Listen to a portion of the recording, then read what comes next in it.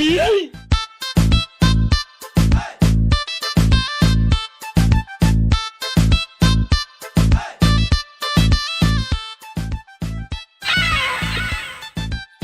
বন্ধু, कहाँ से आते हैं? তুই কি লুকালি আমার দেখা?